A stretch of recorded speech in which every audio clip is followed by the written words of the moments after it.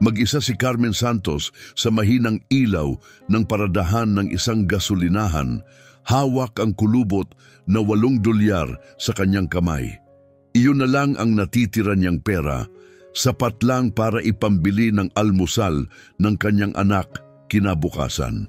Ngunit bigla, isang kakaibang tunog ang bumasag sa katahimikan, isang lalaking nabibilaukan, nahihirapang huminga.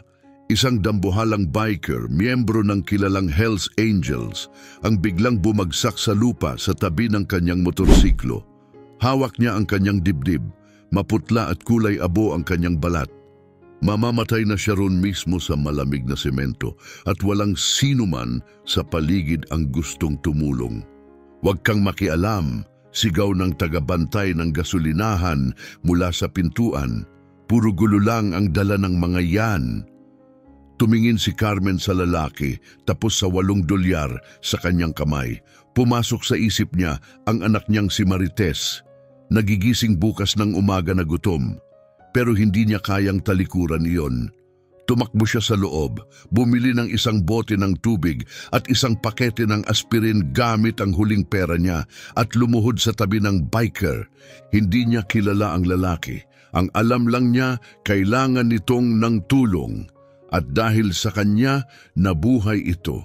Ang hindi niya alam, ang maliit at di makasariling kilos na iyon ang magbabago sa kanyang buhay. Dahil kinabukasan, 100 motorsiklo ang dumaan sa kanyang kalye, umaalingaw-ngaw. Pero bumalik tayo. Balikan natin ang araw bago ang pangyayari sa gasolinahan, bago nagbago ang lahat.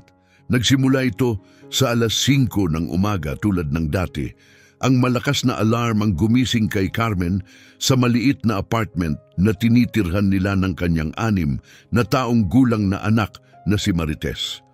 Luma at siksikan ang lugar, nasa isang magulong kapitbahayan, pero kanila iyon, tahanan nila. Sa kusina, binuksan ni Carmen ang aparador. Isang halos ubos na kahon ng cereal lang ang nandoon.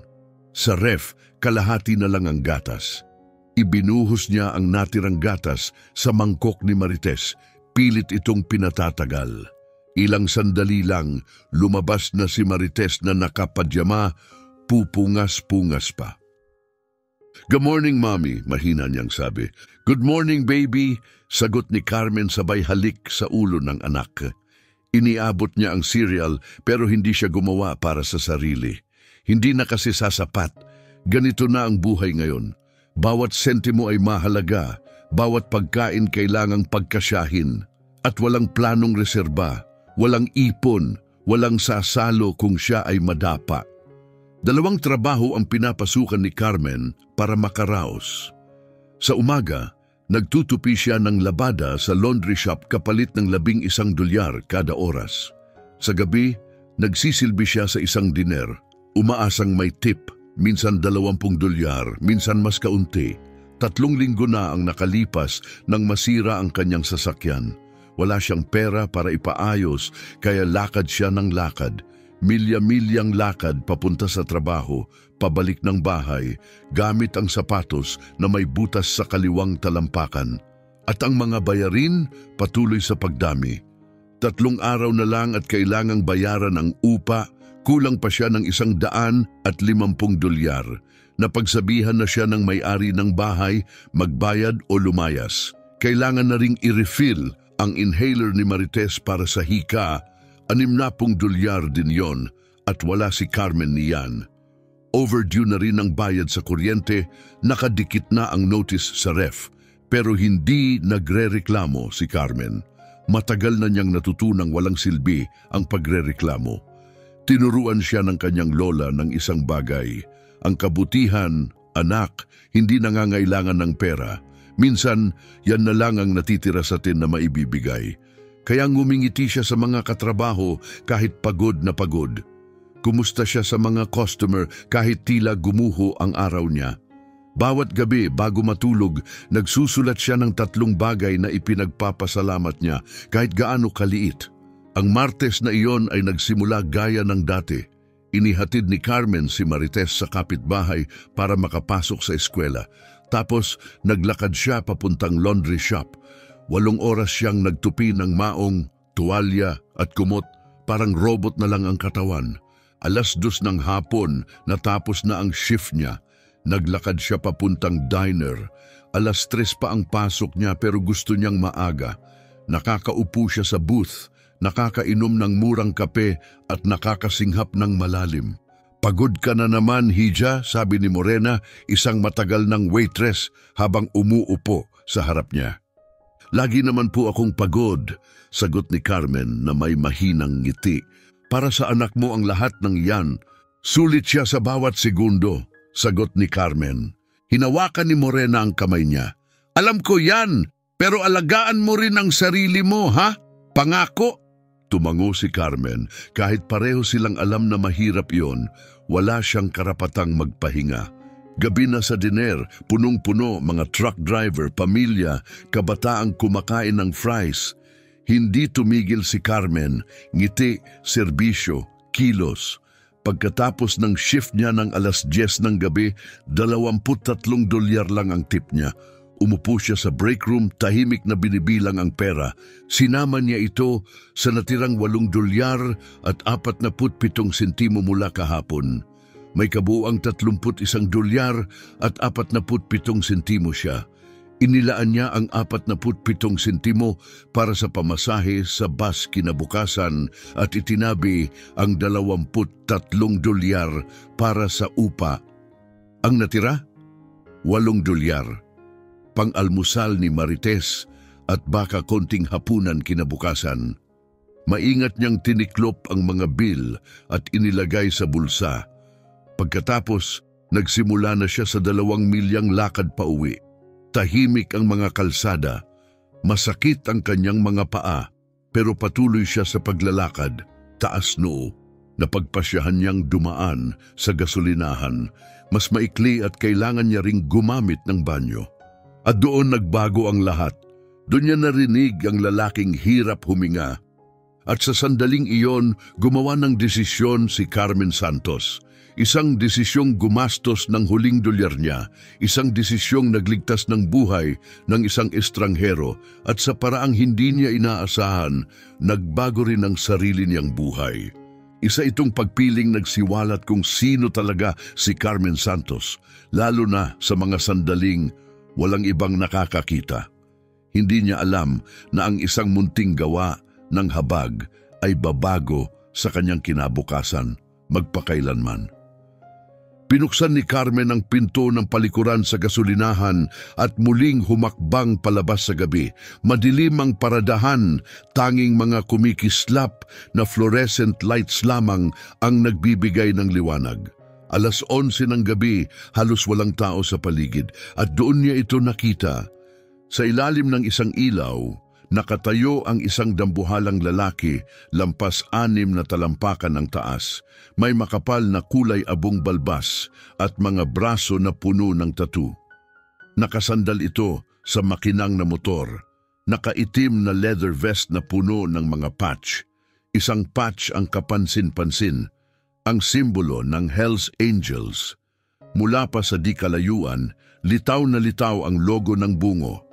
Napatigil si Carmen, narinig na niya ang mga kwento, lahat naman ay may narinig na. Ang mga lalaking gaya niyon ay kinatatakutan, mapanganib, kriminal, mas mabuting iwasan. Ibinaling niya ang tingin sa lupa at nagsimulang maglakad palayo, umaasang hindi mapapansin. Pero bigla siyang nakita nitong natigilan, napahawak sa dibdib, napangiwi sa sakit at bumagsak sa isang tuhod. Tumigil si Carmen sa paglalakad. Tuluyan nang bumagsak ang lalaki, nakahiga sa malamig na semento. Hingal na hingal siya, hirap huminga. Namumula-pula ang kanyang mga labi, kulay asul na halos.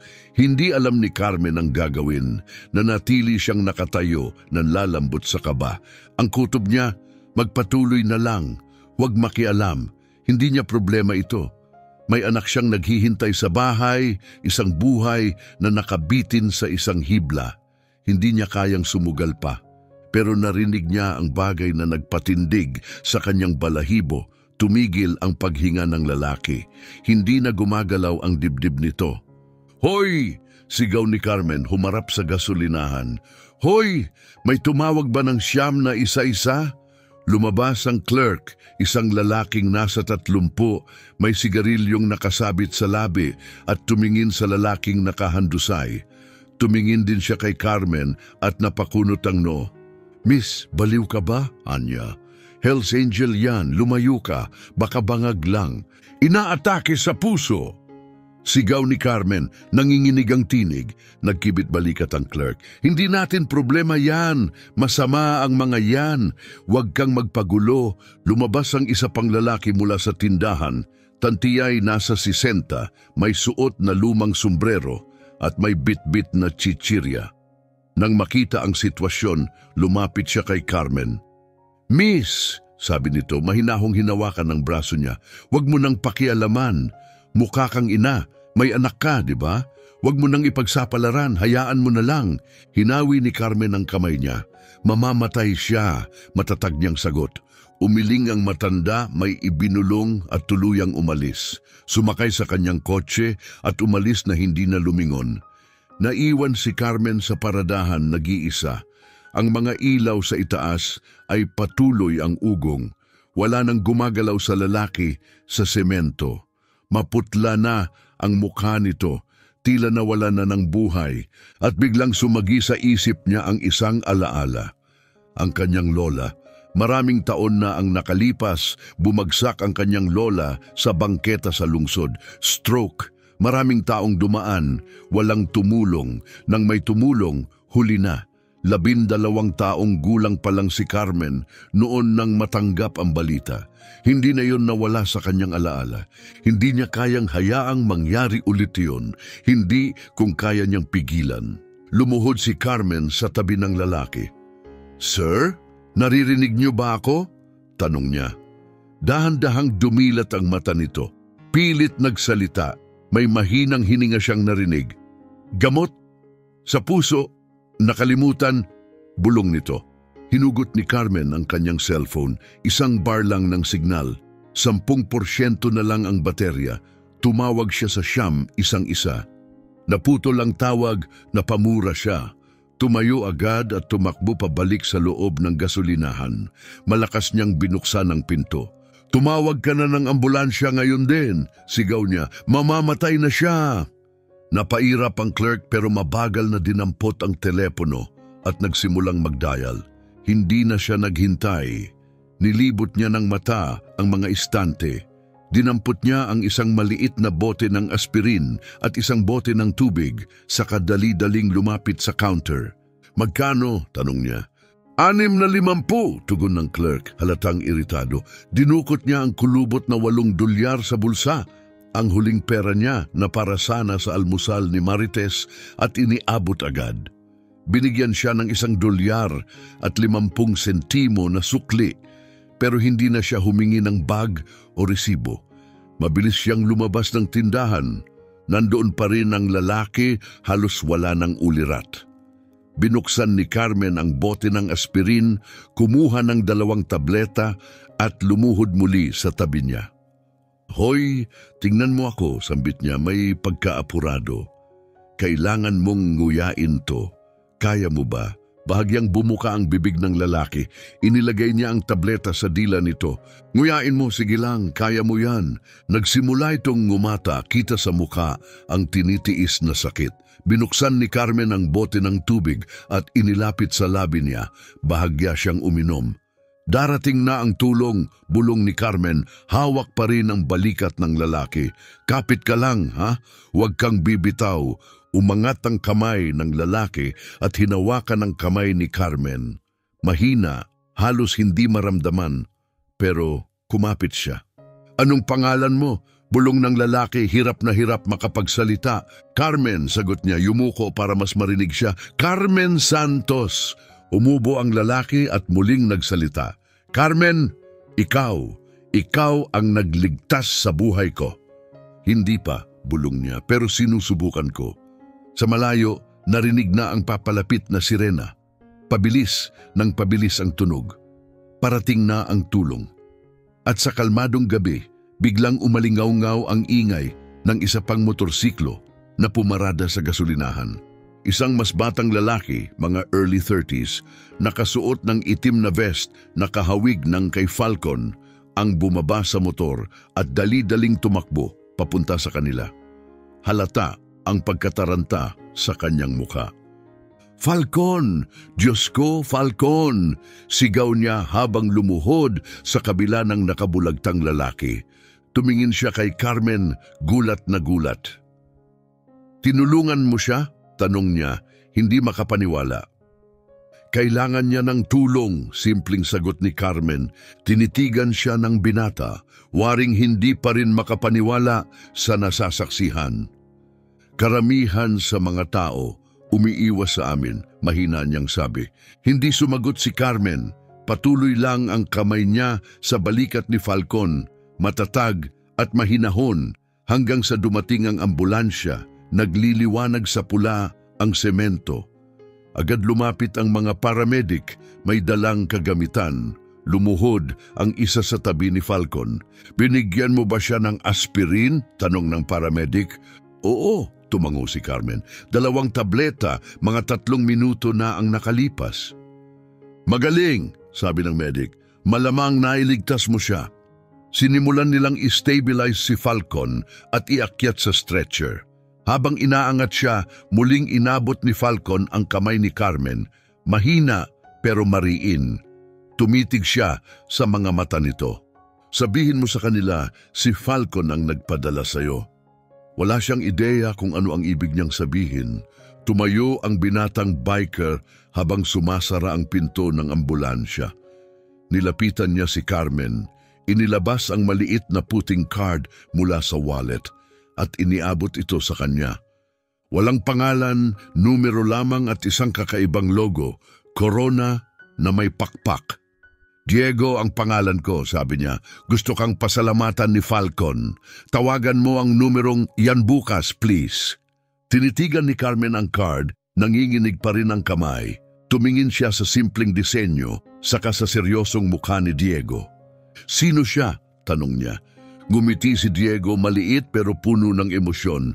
Isa siyang taong may halaga, taong hindi nakakalimot sa kabutihan. Umusad ang ambulansya sa gabi, kasabay ng malakas na tunog ng sirena. Sa gasolinahan, nakatayo pa rin ang clerk, nakatawa ng sarkastiko at umiiling. Naiwan si Carmen sa gitna ng bakanteng paradahan. May $1 at 50 sentimo lang sa kanyang bulsa at walang ideya kung ano ang pinasok niya. Habang pauwi siyang naglalakad sa katahimikan ng gabi, paulit-ulit niyang iniisip ang lahat. Ang babala ng clerk, ang hirap sa paghinga ng lalaki, ang tingin ni Falcon sa kanya. Paulit-ulit din ang isang linya, "Puro gulo lang ang mga yan." Pero hindi yun ang nakita niya.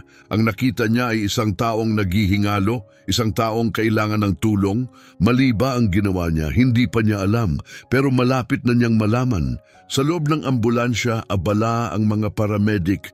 Isinuot ng isa ang oxygen mask kay Falcon, habang ang isa na may minomonitor ang vital signs. Nakaupo si Carmen sa gilid, nanginginig pa rin sa adrenaline. Naglalakad pa balik-balik si Diego, nagkakalikot ng buhok, halatang kabado. "Mabubuhay ba siya?" tanong niya sa isang medic. "Na-stabilize na namin," sagot ng paramedic. "Pero kung hindi siya nabigyan ng aspirin agad, baka huli na ang lahat." Tumingin si Diego kay Carmen, namumula ang mata niya. Hindi mo naiintindihan, hindi lang basta tao si Falcon. Siya ang lahat sa amin. Hindi alam ni Carmen ang isasagot. "Ginawa ko lang ang gagawin ng sino mang may malasakit," umiling si Diego. "Hindi. Karamihan sa tao lalayo sa kanya, lalo na kung ikaw ang makakakita sa itsura niya." Natapos ng mga medik ang pag-akyat kay Falcon sa ambulansya. Bago isara ang pinto, hinila ni Falcon pababa ang kanyang oxygen mask, tumitig kay Carmen at ibinuka ang bibig. "Salamat." Tumango si Carmen, tahimik. Nagsara ang pinto at lumisan ang ambulansya sa dilim. Nanatiling nakatayo si Diego, nakatingin sa kawalan, tapos humarap kay Carmen. "May anak ka?" Nagulat si Carmen. "Oo, babae, si Marites, 6 na taon." Kumusta kayo? May trabaho ka ba? Nag-alinlangan si Carmen. Hindi niya siya kilala pero totoo ang tinig nito. 2 trabaho, nagsusumikap kaming mabuhay. Tumingin si Diego sa sapatos niya. May butas, pudpod. Tiningnan niya ang mapupungay na mata ni Carmen, ang kupas niyang pantalon. Oh, mahina niyang sabi, kita naman. Inilabas niya ang makapal na pitaka, puno ng pera. Nagsimulang magbilang. Bigyan kita kahit kaunti, sabi niya, para sa aspirin, para sa oras mo, para sa ginawa mo. Umatras si Carmen, umiling.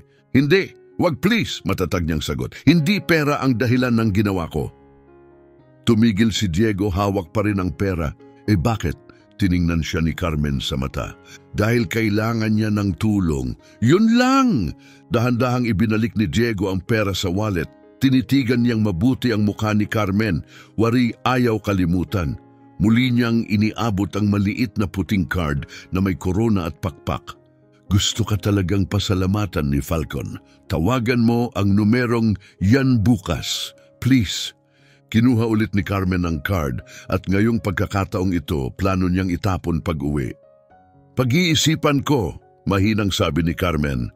Please, dagdag ni Diego, may bahid ng pagmamakaawa ang boses. May kung anong bigat sa tono niya, parang mahalaga ito ng higit sa naiintindihan ni Carmen. Tawagan mo lang, yan lang ang hinihiling ko. Bahagyang tumango si Carmen at isinilid ang card sa kanyang bulsa.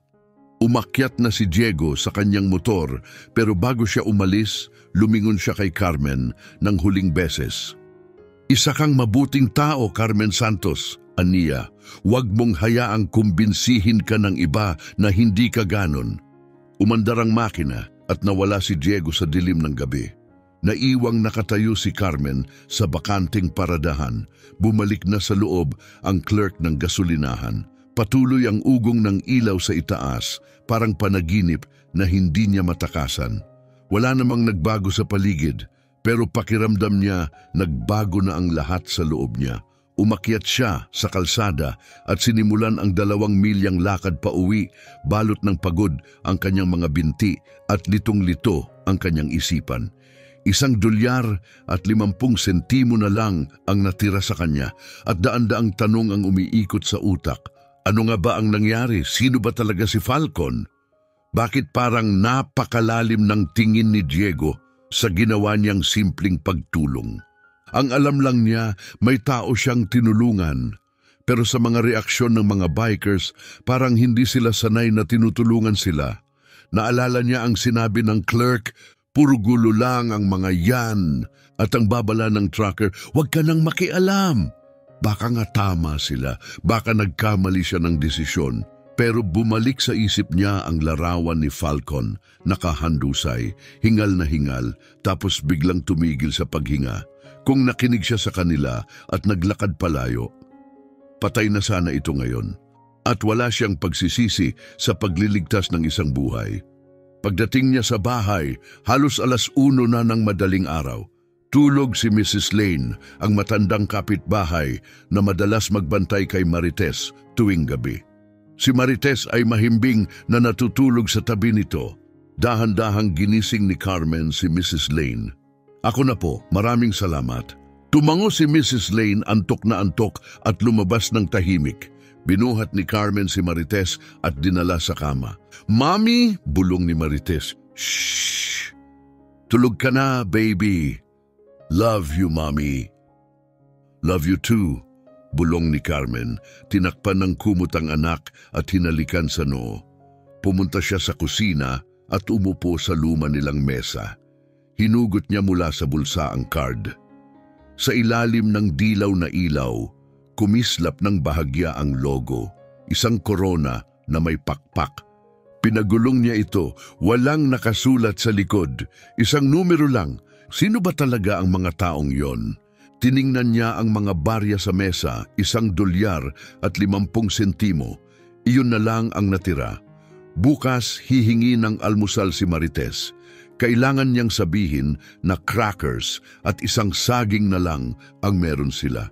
Ginastos niya ang huling $8 sa isang estranghero, pero hindi siya nagdalawang isip at hindi siya nagsisisi. Kinuha niya ang maliit na journal mula sa bintana. Gabi-gabi, anuman ang hirap ng araw, sumusulat siya ng 3 bagay na ipinagpapasalamat niya. Itinuro iyon ng kanyang lola. Binuksan niya sa bagong pahina at isinulat, "Malusog si Marites. May natulungan ako ngayong gabi. Bukas, panibagong araw." Isinara niya ang journal at inilapag ang card sa tabi ng kanyang kama. Humiga siya, basang-basa ng pagod at pumikit. Wala siyang kaalam-alam na sa kabilang bahagi ng lungsod sa isang ospital ay nagkamalay na si Falcon. Hindi niya alam na pinapatawag na nito si Diego para tipunin ang iba. At ang pangalan niya, Carmen Santos, ay ikinakalat na tahimik sa mga usapan sa mga lugar na hindi pa niya napupuntahan, sa mga taong hindi pa niya nakikilala. Wala siyang ideya na magbabago ang lahat. Ang alam lang niya, ginawa niya ang sa tingin niya ay tama. At minsan, sapat na iyon, kahit pa kapalit nito ang lahat. 5:00 ng umaga, tulad ng nakasanayan, tumunog ang alarm ni Carmen. Bumangon siya, masakit ang katawan sa buong gabi. Bawat kalamnan ay tila humihiyaw. Dumiretso siya sa kusina at binuksan ang kabinet. Isang saging, ilang crackers. Iyon lang. Hinati niya ang saging at tinayos ang crackers sa isang plato. Pinuno niya ng tubig ang baso. Hindi ito tunay na almusal, pero sapat na muna.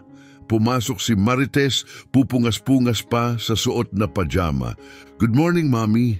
Anong almusal natin?" "Espesyal ngayong araw, baby," sagot ni Carmen, pilit na ngumiti. "Saging at crackers, paborito mo yan, di ba?" Umupo si Marites at nagsimulang kumain ng walang reklamo. Hindi siya kailanman nagrereklamo. Hindi kumuha ng pagkain si Carmen para sa sarili.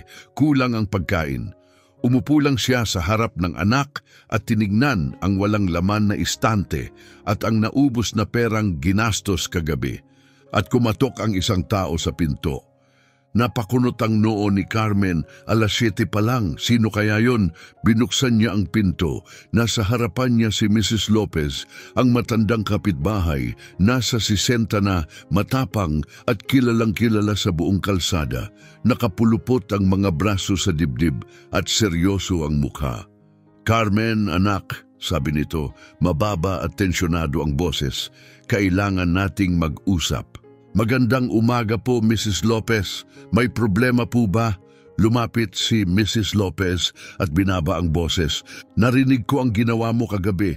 Tinulungan mo raw ang isa sa mga biker na yon, isa sa mga Hells Angels." Nabigla si Carmen. Paano nalaman agad ni Mrs. Lopez? Inaatake siya sa puso, Mrs. Lopez. Kailangan niyang ng tulong.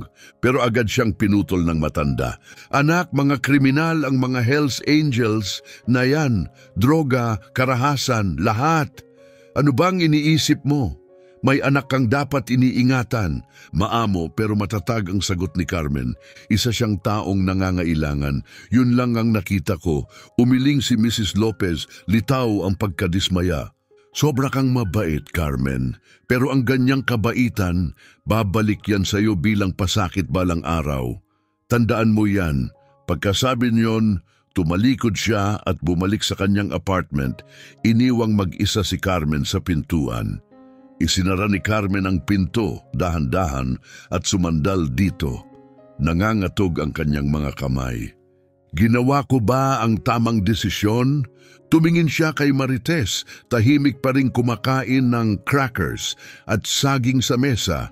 Walang kaalam-alam sa usapang nangyari sa labas. Huminga ng malalim si Carmen. "Tapusin mo na, baby," sabi niya ng marahan. "Kailangan na nating mag-ayos para sa school." Sa laundromat, parang multo si Carmen habang nagtatrabaho. Automatikong tumutupi ng mga damit, pero ang isip ay malayo, nakatutok sa sinabi ni Mrs. Lopez, "Ang kabaitan mo makakasakit sa'yo." Napansin agad ni Morena ang kakaibang kilos niya. Lumapit ito at umupo sa tabi niya, may pag-aalala sa mata. "Ayos ka lang ba, anak? Para kang hindi natulog." Nag-alinlangan si Carmen, pero sa huli ikinuwento niya ang lahat. mula sa lalaking naghihingalo sa aspirin sa huling $8 na ginastos niya sa patch ng Hells Angels, sa gasolinahan at sa kakaibang business card. Nanlaki ang mata ni Morena. "Tinulungan mo ang Hells Angel?" Tumango si Carmen mabagal. "Oo, mukhang ganun nga." Napabuntong hininga si Morena.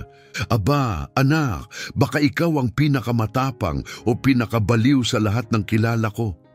"Siguro pareho," bulong ni Carmen. "Si Mrs. Lopez, tiyak yan ang iniisip niya." Hinawakan ni Morena ang kamay niya, mahinahong pinisil. "Sinunod mo ang puso mo, hindi kailanman mali yon." "Paano kung magdala lang yon ng gulo?" bulong ni Carmen. "Paano kung pinasok ko lang ang panganib?" Tumingin si Morena ng diretso sa mata niya. "Nagligtas ka ng buhay, Carmen. Hindi yun kailanman pagkakamali." Gusto niyang maniwala, pero parang kumakapit sa kanya ang duda, parang kuryenteng hindi maalis. Sa break, kinuha niya ang simpleng puting card mula sa bulsa. Tinitigan ang logo, corona na may pakpak. Paulit-ulit niya itong pinapaikot sa kamay. Sa wakas, binuksan niya ang cellphone at nagsimulang mag-type. "Hi, this is Carmen Santos. Diego gave me this number. Pindot send." Bago pa siya magdalawang isip, ilang sandali lang tumunog ang cellphone niya. "Unknown number." Hindi niya sinagot. Nanginginig ang dibdib niya. Pagkatapos ng 1 minuto, pinakinggan niya ang voicemail. "Carmen, si Diego to. Gusto kang makausap ni Falcon ngayon. Pwede ka bang pumunta sa Carlos's Diner sa 5th Street, 3 p.m.? Mahalagang usapan. Please." Nalusaw ang sikmura ni Carmen. Sumilip si Morena. "Anong sabi nila?" "Gusto raw nila akong makausap mamayang hapon." "Eh di pumunta ka," sabi ni Morena may ngiti. "Sa worst case, libre kang makakain ng pie." Pilit nang ngumiti si Carmen, pero hinigpitan ng kaba ang kanyang dibdib. Matatapos ang shift niya ng 2:00 ng hapon, saktong oras para makarating. "Pero dapat ba akong pumunta? Anong sasabihin ng ibang tao? Paano kung malaman ni Mrs. Lopez? Paano kung mali talaga ito?" Paglabas niya ng laundromat, may napansin siyang kakaiba. 2 motorsiklo sa kabila ng kalsada. May 2 lalaking nakasuot ng leather vest, tahimik na nakamasid. Nang tingnan niya, tumango lang ang mga ito, mahinahon, may respeto. Pagkatapos, sumakay at umalis na walang imik. Bumilis ang tibok ng puso ni Carmen. Ano ba talaga ang pinasok ko? Sumakay siya ng bus patungong 5th Street. Nanginginig ang mga kamay sa buong biyahe. Pagsapit sa kanto, nakita niya ito. Mga motorsiklo, daan-daan, nakapila sa labas ng Carlos's Diner, kumikislap sa ilalim ng araw, para silang armadong hukbo ng chrome. Nakakatakot ang tanawin, huminto ang bus. Saglit na naisip ni Carmen na manatili na lang sa upuan. Pero may kung anong bumubulong sa kanya. Tumayo ka, bumaba siya ng bus. Mabigat ang mga hakbang, mabilis ang tibok ng puso. Habang lumalapit sa diner, nakita niya ang hanay ng mga biker. Malalaking lalaki, may tattoo, mga babaeng matitibay ang tindig, lahat nakaitim na vest na may malalaking patch. Tahimik sila, walang nakatitig, pero bawat isa ay tumango sa kanya habang siya'y dumadaan. Isang matandang lalaki ang nagtaas ng sombrero. Hindi niya alam kung bakit, pero naramdaman niyang sagrado ang sandaling iyon. May bigat ang katahimikan. Nakarating si Carmen sa pinto, huminga siya ng malalim at pumasok. Tahimik ang loob ng diner. Lahat ng mesa at booth puno ng mga biker. Tumigil ang lahat ng usapan. Lahat ng mata nakatingin sa kanya. Lumabas si Diego, may ngiti sa mukha. "Carmen, anya, salamat sa pagpunta." Naghihintay si Falcon. Habang sinusundan niya si Diego, may nangyaring di inaasahan. Isa-isa tumayo ang lahat ng biker. Parang alon ng respeto ang gumalaw sa loob ng diner. Tahimik, sabay-sabay, puno ng dangal. Hindi alam ni Carmen kung ano ang ibig sabihin nito, pero dama niya ang bigat nito. Isang uri ng paggalang na bihirang ibinibigay. Nakarating siya sa booth sa sulok kung saan nakaupo si Falcon. Mas maayos ang hitsura kaysa kagabi. May kulay na ang mukha at kahit mabagal, tumayo ito upang batiin siya. "Carmen Santos," sabi nito, puno ng pasasalamat ang boses. "Maupo ka, please." Umupo si Carmen sa booth, gulong-gulo pa rin ang isip, hindi pa rin alam kung ano talaga ang kahulugan ng lahat ng ito. Maingat na tinitigan ni Falcon si Carmen, ang kanyang tingin ay matatag pero may kabaitan. "Kumusta ka?" tanong niya. "Ayos lang," sagot ni Carmen, mahina ang tinig. "Ikaw?" "Sabi ng doktor, kung hindi ka kumilos agad, wala na ako ngayon." Malubhang atake sa puso, bahagyang lumuwag ang balikat ni Carmen. "Masaya lang ako na okay ka." Yumuko si Falcon sa mesa, mas seryoso ang boses. "Ikinuwento sa akin ni Diego ang lahat, na tinanggihan mo ang pera, na may anak kang maliit, 2 trabaho at ginamit mo ang huling $8 mo para tulungan ako." Kumilos si Carmen sa upuan, halatang naiilang. "Hindi naman tungkol sa pera yon." "Alam ko," tugon ni Falcon. "Yan mismo ang dahilan kung bakit gusto kitang makilala." Inilabas niya mula sa kanyang jacket ang isang maliit na larawan at itinulak ito sa mesa. Sa litrato, nakatayo ang mas batang Falcon, katabi ng isang babaeng nakangiti at isang batang babae sa gitna. Mga 7 taon siguro, buhay na buhay ang mga mata. "Anak ko yan," sabi ni Falcon, malumanay ang tinig. "Angelica ang pangalan niya." "Was!" Nanikip ang dibdib ni Carmen. "Leukemia," paliwanag ni Falcon. "Hindi kami nakapagpagamot agad. Ginawa namin ang lahat, pero huli na nung nakalikom kami ng pera." "Nakikiramay ako," bulong ni Carmen. Napakuyo mang panga ni Falcon. "Nang pumanaw siya, nangako ako. Kapag nakatagpo ako ng taong tunay na mabait, lalo na kung wala siyang maibibigay kundi kabutihan, tutulungan ko siya." Yan ang gusto ni Angelica.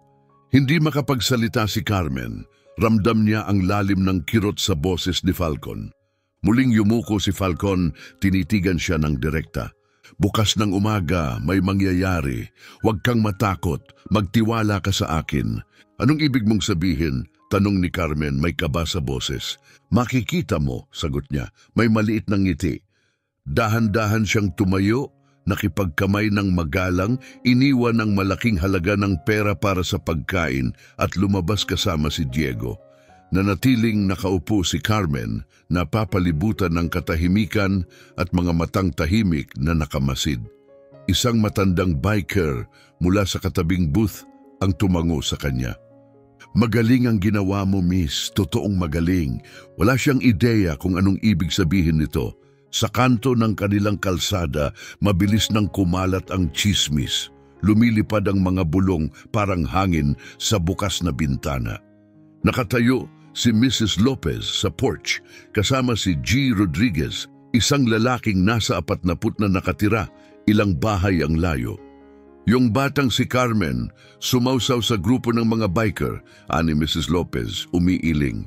"Sabi ko na't wala yang magandang patutunguhan. Hells Angels?" bulong ni Ginoong Rodriguez. "Sa kalye natin? Hindi pwedeng palampasin yan." May narinig silang isang batang ina. "Sa totoo lang, hindi ko palalabasin ang mga anak ko bukas. Hindi na bale kung anong nangyayari. Pagdating ng hapunan, buong kalsada ay parang may bagyo. May mga pinto ng sinisigurado. Ang mga bata, pinapasok. Ang mga kurtina, isinara. Ang mga magulang, nagbabantay. Wala pang nakakaalam kung anong mangyayari pero lahat inaasahan ang pinakamasama." At si Carmen, tahimik na nakaupo sa bus pauwi, may mabigat na kaba sa sikmura. Bumalik ang pagdududa na naramdaman niya kinabukasan. "Ginawa ko ba ang pinakamalaking pagkakamali ng buhay ko?" Kinabukasan, ginising si Carmen ng malalim at mababang ugong, parang kulog mula sa malayo. Umiikot ang bintana. Mga makina. Tumakbo siya sa bintana at napasinghap mga motorsiklo, daan-daan, nakapila sa buong kalye, kumikislap sa liwanag ng umaga, mga lalaking at babaeng naka-leather vest, tahimik na nakatayo sa ayos. "Diyos ko," bulong niya, Biglang sumugod si Marites sa kwarto, nanlalaki ang mata. "Mami, ano yan? Bakit ang daming motorsiklo?" Wala siyang maisagot. Mabilis siyang nagbihis at lumabas, hawak-hawak si Marites. Ang mga kapitbahay ay nagsilabasan na rin, pero hindi para manood. Takot ang lahat. May mga bintanang isinara, mga batang hinatak papasok, mga mukhang sumisilip mula sa kurtina. Nasa porch si Mrs. Lopez, hawak ang telepono sa tainga. "Oo, pulis. May gang po sa labas, mukhang armado." Dumiretso si Mr. Rodriguez kay Carmen, galit na galit ang mukha. "Carmen, ano to? Bakit sila nandito? Ikaw ang nagdala ng gang sa kalye natin." Sumunod ang iba pang boses, halong takot at galit. "May mga anak kami rito. Isinapanganib mo kaming lahat. Anong iniisip mo?" Sigaw ni Mrs. Lopez. "Sabi ko na sa'yo." Lumapit ang grupo, dumami ang sigawan, tumuturo ang mga daliri. Nagsimulang umiyak si Marites. "Mami, natatakot ako." Niyakap ni Carmen ang anak, nanginginig ang kamay. "Okay lang, baby. Okay lang." Pero ang totoo, ni siya ay hindi sigurado. Doon lumapit si Diego, nakataas ang dalawang kamay. "Mga kababayan, please!" sigaw niya. "Wala kaming balak manggulo." Bakit kayo nandito?" sigaw ni Mr. Rodriguez. Tumindig ang boses ni Diego. "Nandito kami para tumulong sa isa sa inyo." Itinuro niya si Carmen. 2 gabi na ang nakaraan, niligtas niya ang isang tao. Ngayon, nandito kami para suklian yon. Tumahimik ang lahat. Pumarada ang isang malaking trailer truck. Nagsimulang magbaba ng mga kahon at crates ang mga biker. Humarap muli si Diego sa mga tao. "Ako si Diego. Volunteer ako ng Angelica's Legacy, isang non-profit na tumutulong sa mga pamilyang nahihirapan. May ilang usap-usapan sa likod." "Non-profit?" tanong ng isa, may pangungutya. "Si Falcon, yung niligtas ni Carmen, ang founder. Itinatag niya yan matapos pumanaw ang anak niyang si Angelica sa leukemia. Nakakatulong kami sa mahigit 3,000 pamilya sa loob ng 20 taon. Pinapasa namin ang utang sa ospital. Nagpapatayo kami ng bahay, tumutulong kami." Napatigil si Mr. Rodriguez. "Sandali, Angelica's Legacy, tinulungan niyo ang pinsan ko sa Detroit, si Miguel Rodriguez, veterano. Kayo ang nagbayad ng therapy niya." Bahagyang tumango si Diego. Napasinghap ang isang babae. "Kayo ang nagbayad sa operasyon sa puso ng anak ko. 2 taon na ang nakaraan. Hindi namin alam kung sino ang dapat pasalamatan." Isang boses mula sa likod. "Kayo ang nagligtas sa bahay ng lola ko mula sa foreclosure." Nagbago ang timpla. Mula sa takot naging pagkilala. Ang galit naging paghanga. Tumahimik ang karamihan. May bulungan. May pag-unawang bumalot sa paligid. Ang pakiramdam ng banta na palitan ng pag-asa. Dahan-dahang tinakpan ni Mrs. Lopez ang kanyang bibig, nanlaki ang mga mata. "Diyos ko, mali ang paghusga namin sa inyo." Sa sandaling iyon, bumaba si Falcon mula sa truck, mabagal ang hakbang. Automatikong tumabi ang mga kapitbahay, bumukas ang daan habang lumalapit siya kay Carmen. Humarap siya sa karamihan. "Naiintindihan ko," panimula ni Falcon, kalmado ang boses. "Nakita niyo ang mga motor, ang leather, ang mga tattoo. Natakot kayo. Tao lang iyan." Itinuro niya si Carmen. Pero ang babaeng to, hindi nakita ang alinman sa mga iyon. Ang nakita niya ay isang taong naghihingalo at ginamit ang huling $8 niya, pera para sa almusal ng anak niya, para iligtas ako. Tumahimik ang buong kalsada. Hindi niya alam ang pangalan ko. Hindi niya alam ang nakaraan ko. Hindi niya inalintana. Ang nakita niya lang ay isang tao na kailangan ng tulong. Inikot niya ang paningin sa mga taong nanonood, marami pa ring hindi makapaniwala. Yan ang klaseng mundo na gusto kong buuin, yung mga taong nakikita ang kapwa bilang tao, hindi ayon sa takot, hindi ayon sa stereotype. Lumapit si Ginong Gonzales, isang matandang nanirahan sa kalye ng mahigit 40 taon. Namumungay ang mga mata. "Hinusgahan kita base sa suot mo, hindi sa puso mo," aniya, Nanginginig ang tinig. At mali ako. Patawad. Iniabot niya ang kamay. Matatag itong kinamayan ni Falcon. Lahat tayo nagkakamali, sir, sagot ni Falcon. Isa-isa lumapit ang mga kapitbahay kina Carmen at Falcon. Humihingi ng tawad, nakikipagkamay, tumatango ng may paggalang. Lumapit si Ginoong Rodriguez kay Carmen, puno ng pagsisisi ang boses. Patawad kung napagalitan kita, mas matapang ka kaysa sa aming lahat. Hindi makapagsalita si Carmen. Tumitibok ang puso niya ng mabilis, binabalot ng damdamin. Pagkatapos, humarap sa kanya si Falcon. Binigyan mo ako ng pangalawang pagkakataon, Carmen. Hayaan mong ibalik ko yun sa'yo. Iniabot niya ang isang sobre. Sa loob nito, isang tseke, $25,000. Napasinghap si Carmen. Hindi ko maintindihan. Para sa upa, sa mga bayarin, o kahit anong kailangan mo, marahang sagot ni Falcon. Pero hindi pa tapos yun. May kasamang liham. Nasa opisyal na letterhead, ang Angelica's Legacy ay nais ialok sa iyo ang posisyon ng Community Outreach Coordinator. Sweldo, $52,000 kada taon. May full benefits at health insurance. Simula 2 linggo mula ngayon. Nang hina ang tuhod ni Carmen, bumagsak siya sa lupa, umiiyak ng walang tigil. Lumuhod si Marites sa tabi niya. Mami, bakit ka umiiyak? Niakap ni Carmen ang anak, tumatawa habang umiiyak. Luha ng tuwa to baby. Masayang luha. Nagpalakpakan ang mga tao, may ilan ding napaluha. Umalingaw-ngaw ang mga makina ng motorsiklo, isang malalim, masayang ugong na bumalot sa buong kalye. Tumakbo si Mrs. Lopez at niyakap si Carmen. Anak, sabi niya, nanginginig ang tinig, ipinakita mo sa aming lahat kung ano ang ibig sabihin ng kabutihan. Pasensya na, patawad.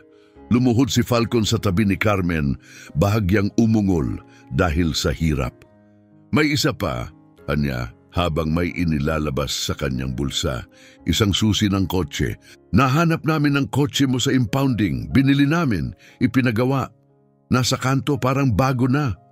Tumingala si Carmen, ang mukha ay puno ng luha. Pero, bakit? Bakit niyo ginagawa lahat ito? Namumuo ang luha sa mata ni Falcon. 20 taon na ang nakalipas. Pinanood kong mawala ang anak ko dahil wala kaming sapat na pera at nangako ako, hinding-hindi ko hahayaan na mangyari yon sa ibang pamilya kung kaya ko namang pigilan. Inilagay niya ang kamay sa kanyang dibdib. Iniligtas mo ang buhay ko gamit ang huling sentimo mo. Hindi ka humingi ng kapalit. Hindi mo nga alam kung sino ako. Iyan ang klaseng taong kailangan ng mundong to. Iyan ang klaseng taong kailangan ko. Wala naman akong espesyal, sagot ni Carmen. Umiling si Falcon. Ikaw mismo ang hinahanap namin. Lumapit si Diego. May isa pa. Halika. Dinala nila si Carmen sa likod ng malaking truck.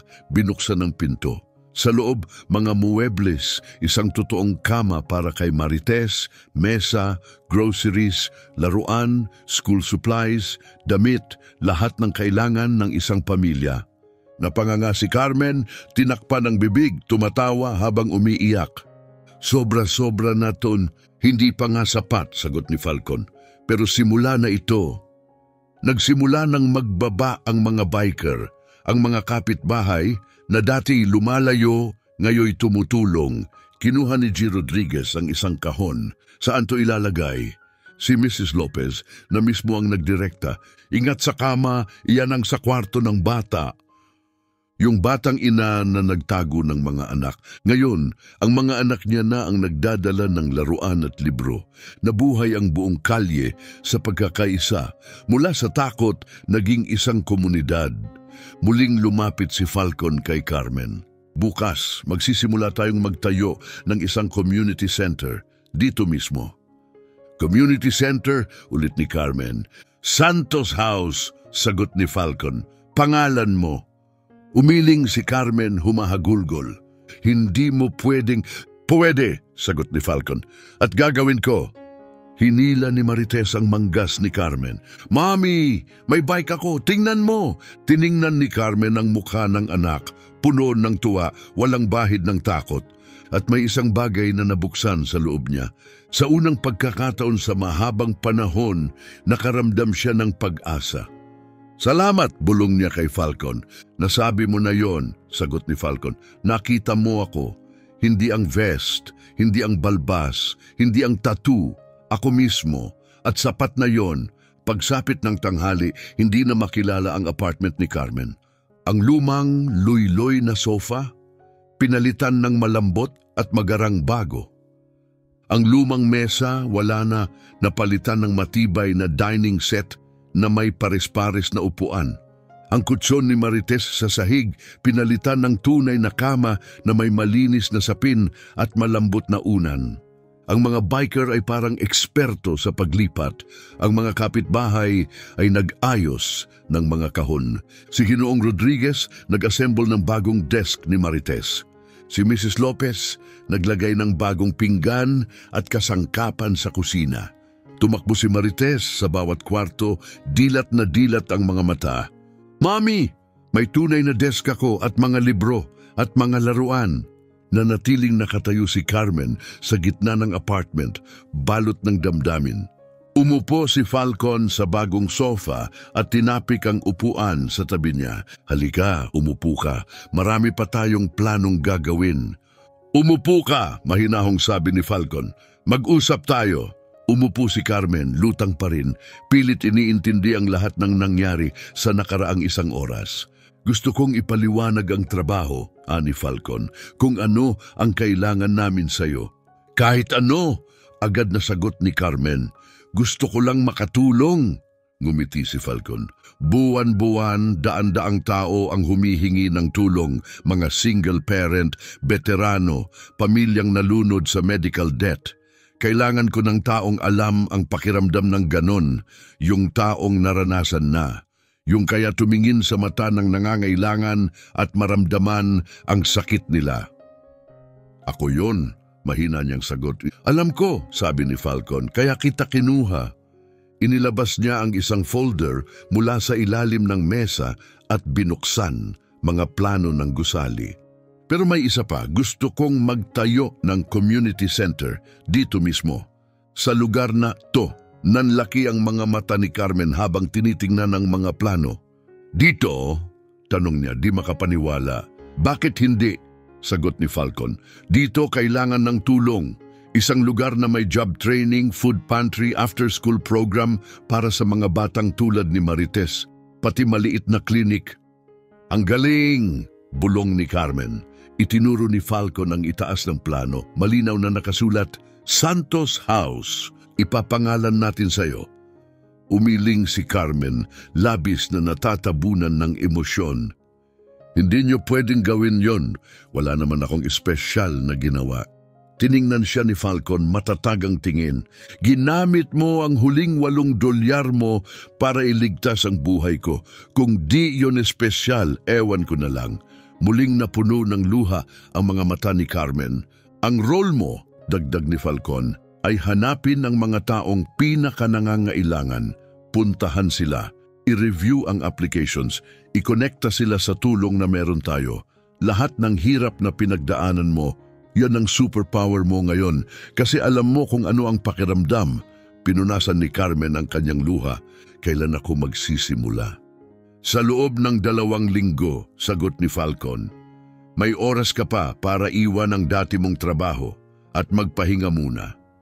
Iniabot niya ang isang packet ng benefits. May insurance ka agad sa unang araw at oo, kasama ang gamot ni Marites para sa hika. "Kompleto?" tanong ni Carmen, hindi makapaniwala. "Kompleto," sagot ni Falcon. "Walang copay, walang deductible.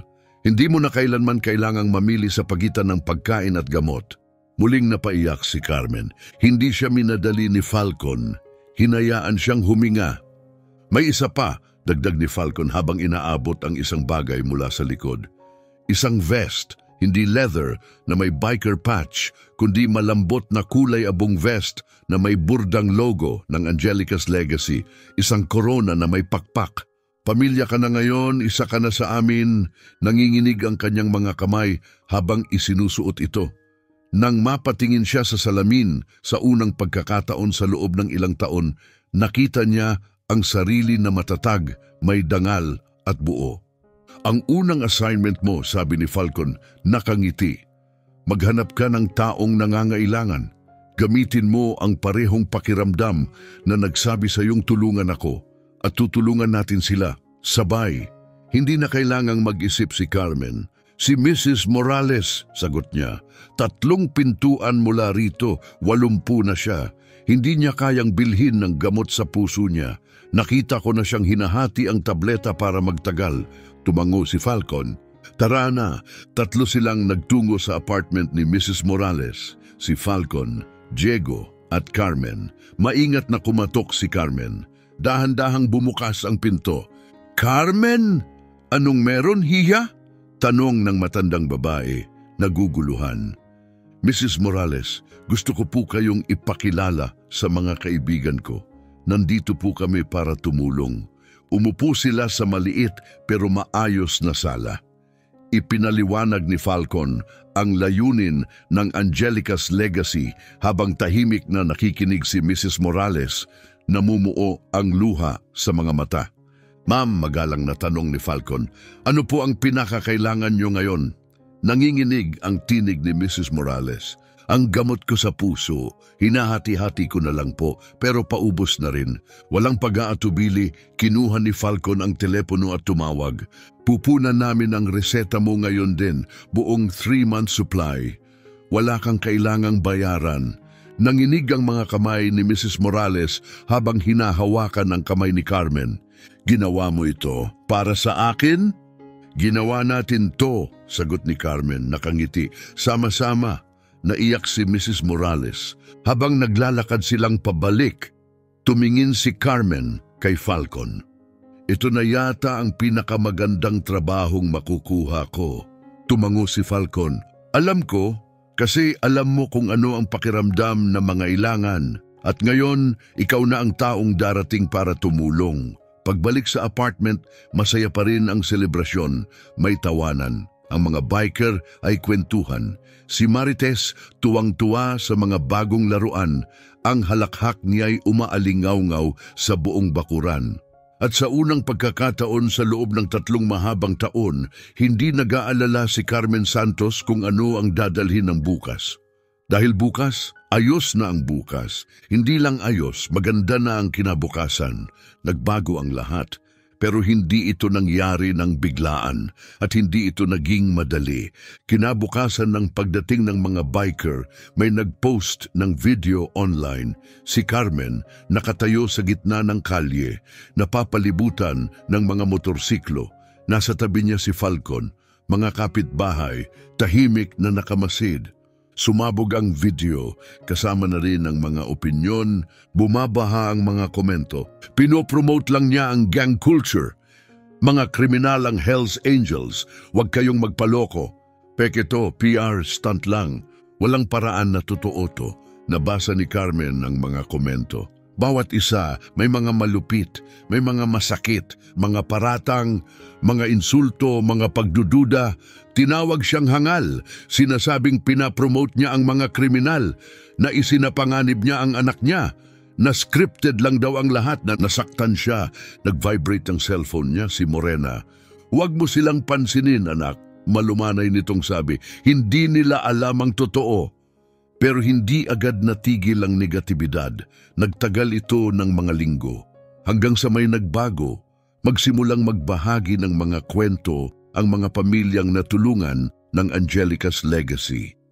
Isang veterano mula sa Ohio nagpost ng video. Binigyan nila ako ng tirahan nung wala na akong makapitan. Iniligtas nila ang buhay ko. Isang single mom sa Pennsylvania, binayaran nila ang heart surgery ng anak kong babae. Buhay siya dahil sa kanila. Isang matandang lalaki mula Michigan, pinigilan nila ang bangko na kunin ang bahay ko. Utang ko sa kanila ang lahat. At bigla nagbago ang agos. Mga bagong komento ang dumagsa. Mali ako sa mga biker. Ito ang totoong kahulugan ng charity.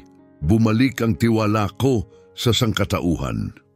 Sa loob ng isang buwan, naging trending ang hashtag Angelica's Legacy.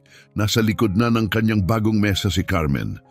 Nakaukit sa nameplate, Carmen Santos, Community Outreach Coordinator. Tinitingnan niya ang mga aplikasyon, tumatawag sa mga pamilya at nagsischedule ng home visits. Si Marites, masigla sa bagong eskwelahan, laging may inhaler, laging may ngiti, wala ng sakripisyo, wala ng takot. Isang dating bakanting lote sa kanilang barangay, ngayon ay puno ng tunog ng konstruksyon. Sinimulan na ang pagtatayo ng Santos House. Sa groundbreaking ceremony, nakatayo si Carmen. May hawak na silver na pala kasama ang mga biker at kapitbahay. Kinunan ng media ang bawat sandali. Tinanong siya ng reporter, anong pakiramdam na ipangalan sa iyo ang isang community center? Ngumiti si Carmen, simple at mapagpakumbaba. Hindi ito tungkol sa akin, sagot niya. Ito ay tungkol sa pinipili ng tao, ang kabutihan sa halip na takot. Nakilala ni Carmen si Marcus, isang 32 taong gulang na veterano, nakatira sa loob ng kanyang kotse. Binilan niya ito ng kape, nakinig. Anong kailangan mo? Tanong niya. Tumingin ito sa mesa.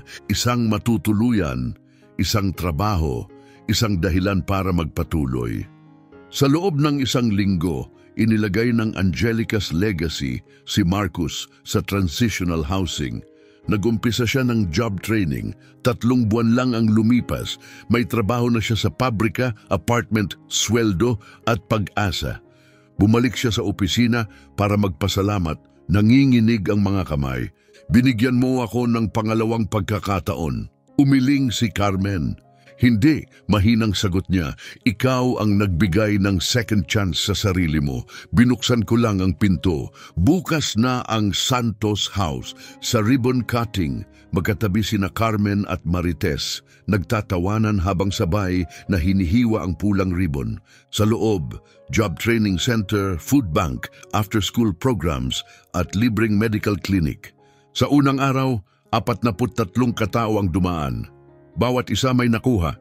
Nagdatingan ang mga patotoo. Si Rosa, inang may 3 anak. Binayaran nila ang operasyon ng anak ko. Kung wala sila, baka wala na siya. Si Ginoong Gonzales, na minsang humusga kay Falcon, sila ang nagbayad ng property taxes ko. Dahil sa kanila, hindi ako nawala ng bahay. Isang 16 na taong dalagitang may bit-bit na pangarap. Yung after-school program nila ang nagbigay sa akin ng scholarship. Mag-aaral ako ng medisina. Si Carmen ay may team na ng 5 outreach coordinators. Lahat sila dating natulungan ng Angelica's Legacy. Ngayon, sila naman ang tumutulong. Lumawak ang Angelica's Legacy sa 3 karatig bayan. Lahat ay nakabase sa modelo ng Santos House. Si Falcon, fully recovered, ay umiikot sa mga center, nakikipagkamay, nakikilala ang mga pamilya. Isang hapon, tumingin siya kay Carmen, nangingilid ang luha. Alam mo ba kung anong sasabihin ni Angelica kung nakikita niya to? Ano? Sasabihin niya, Daddy, ang galing mo. Isang documentary team ang dumating para kuhanin ang kwento ni Carmen. Sa harap ng kamera, simple lang ang sinabi niya. 1 taon lang ang nakalipas, may 8 dolyar lang ako, at may piniling gawin, tumulong sa estranghero o pakainin ang anak ko ng almusal. Pinili kong tumulong, at yung pagpiling yon, iniligtas kami pareho. Sa loob ng 1 linggo, 5 milyong views ang inabot ng pelikula. Isang hapon, bumalik si Carmen sa pinanggalingan ng lahat, ang gasolinahan. Pumasok siya at lumapit sa manager. Okay lang po ba kung maglagay ako ng maliit na plaque sa labas? Pumayag ito. Maingat niyang ikinabit ang isang maliit na plakang metal sa pader. Ang nakasulat, dito nagsimula ang lahat sa isang maliit na kabutihan. Angelica's Legacy. Lumapit ang gas station attendant, ang parehong lalaking nagsabi sa kanya noon na huwag tumulong. Naalala kita, sabi nito mahinang tinig. Ako yung nagsabing huwag mong tulungan yung lalaki. Tumango si Carmen. Mali ako, dagdag nito. Sinundan ko ang kwento mo. Ang mga ginawa niyo, kamangha-mangha. Patawad. Ngumiti si Carmen ng may init. Lahat tayo natututo, sagot niya. Yan ang mahalaga. Lumabas siya at tumingin sa kahabaan ng kalsada. Pero ngayon, hindi na siya pakiramdam ay maliit.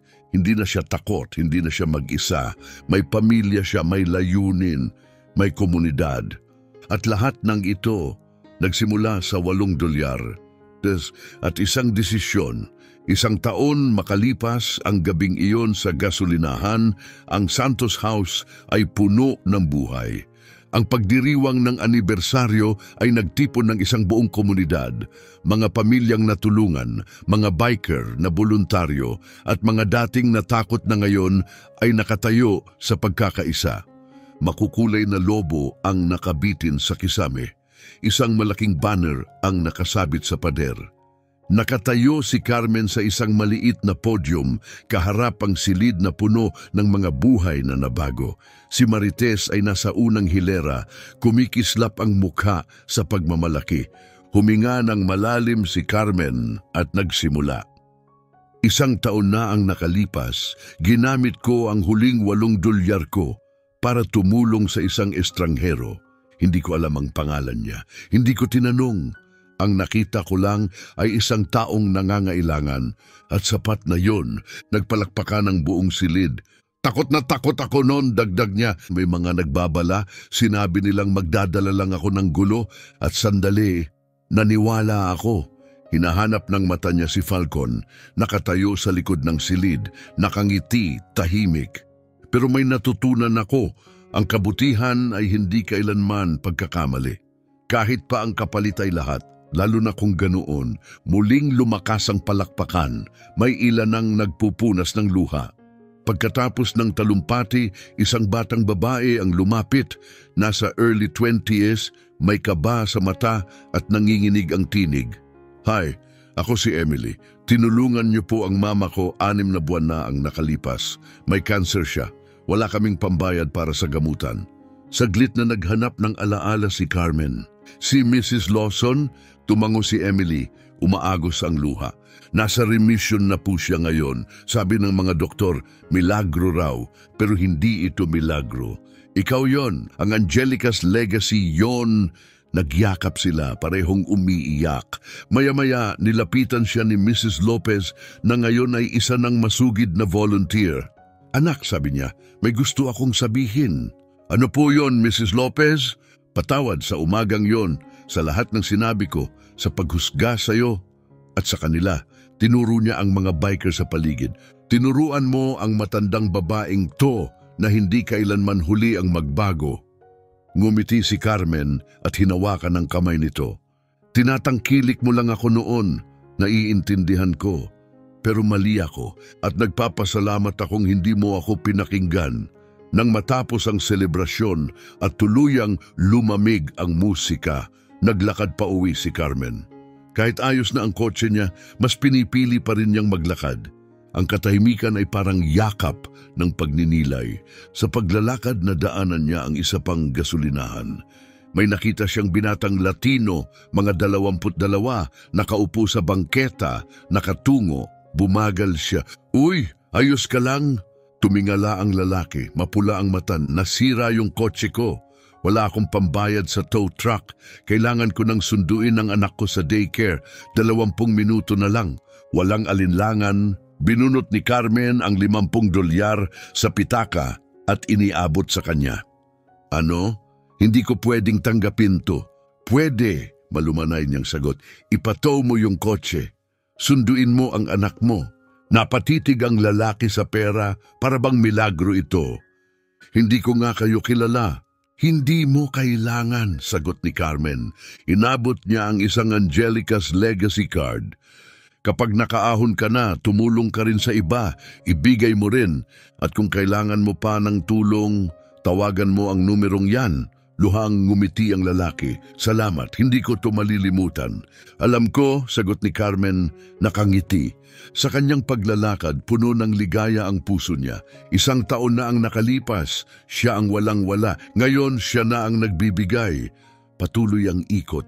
dahil ang kabutihan nagbubunga ng higit pang kabutihan.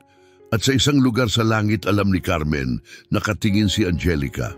Ngumiti at ipinagmamalaki siya. Ang kwento ni Carmen ay nagsimula sa 8 dolyar at isang desisyon. Pwede sana siyang tumalikod. Pwede sana siyang nakinig sa takot. Pwede sana niyang hinusgahan, tinalikuran, pinabayaan. Pero hindi niya ginawa. Tiningnan niya ang lagpas sa leather vest, lagpas sa tattoo. Ang nakita niya ay tao, isang buhay, isang tibok ng puso, at ang isang desisyong iyon, nagbago ng lahat. Ngayon isang tanong, sino ang pwede mong tulungan ngayon? Sino ang nangangailangan ng iyong 8 dolyar, ng iyong kabutihan, ng iyong tinig? Ilang tao na ba ang nadaanan natin na hindi natin nakita? Ilang beses na ba tayong naglakad, nakayuko, sarado ang puso? Si Carmen tumingin pataas, nakita niya ang isang tao. At kumilos siya at sapat na pala yon para baguhin ang mundo sa paligid niya. Kung naantig ka sa kwentong ito, huwag mo lang panoorin, gawin mo rin. Tumulong ka ngayong linggo. Mag-iwan ng komento, ikwento kung paano ka binago ng kabutihan. Kung naniniwala ka sa pangalawang pagkakataon, i-like mo to. I-share mo ang kwento, palaganapin ang alon ng kabutihan. Dahil habang mas maraming makakabasa nito, mas maraming pipiling maging ang Carmen ng iba.